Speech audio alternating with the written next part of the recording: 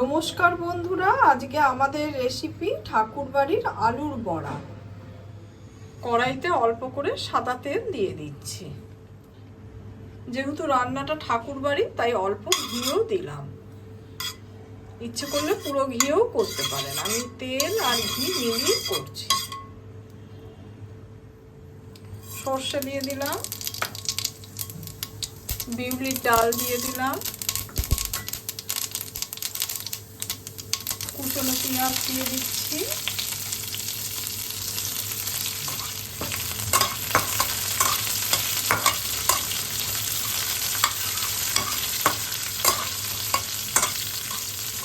কাঁচা লঙ্কা দিলাম, আদা বাটা দিলাম,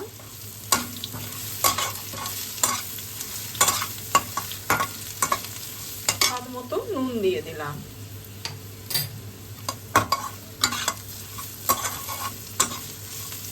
এবার আমি কারি পাতাটা দিয়ে দিচ্ছি।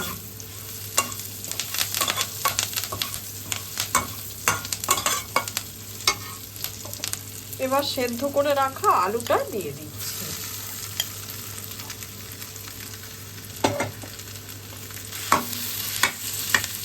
খুব ভালোভাবে কষিয়ে নেব।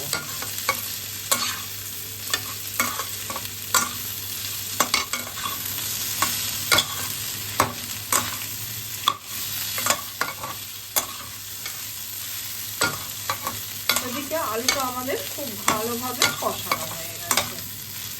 এবার আমি গ্যাসটা অফ করে দিচ্ছি আর অল্প করে একটু লেবুর রস দিয়ে দিলাম। টকটা স্বাদ মতো লাগে। অতি অবশ্যই গ্যাস অফ করে লেবুটা মেশাবে। এবার এটাকে আমরা ঠান্ডা হতে দেব। একটা বাটিতে আমি বেসন নিয়ে নিয়েছি, তাতে নুন দিয়ে দিলাম। এবার আমি জল দিয়ে দিচ্ছি, দিয়ে একটা ঘন ব্যাটার বানিয়ে নেব। জলটা আমরা ধীরে ধীরে মেশাবো। ব্যাটারটা যেন ঘন হয় সেই দিকে লক্ষ্য রাখবেন, আর যেন লাম্পস না থাকে।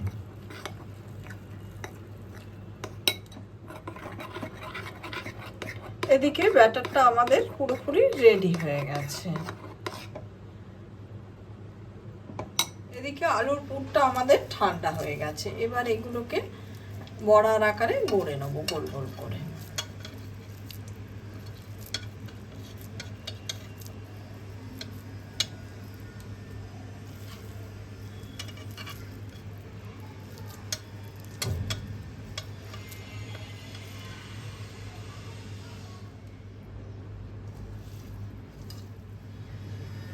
এদিকে কড়াইতে আমরা সাদা তেল গরম বসিয়ে দিয়েছি।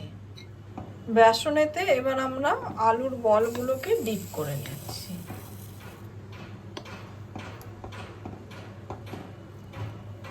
এদিকে কড়াইতে তেলটা আমাদের গরম হয়ে গেছে। এবার আমি দিয়ে দিচ্ছি।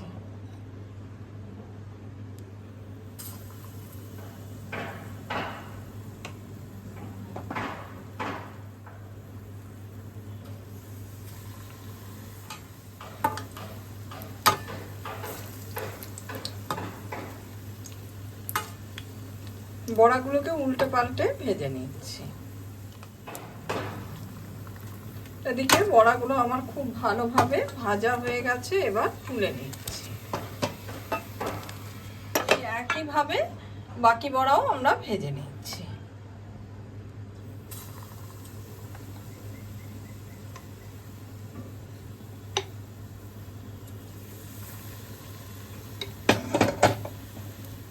ঠাকুরবাড়ির আলুর বড়ার এই রেসিপিটা যদি ভালো লাগে, লাইক, শেয়ার, কমেন্ট আর সাবস্ক্রাইব করতে ভুলবেন না আমার চ্যানেলটা। সে যুগের পটভূমিতে দক্ষিণ ভারতীয় এই বড়া খেতে কিন্তু খুবই ভালো হয়।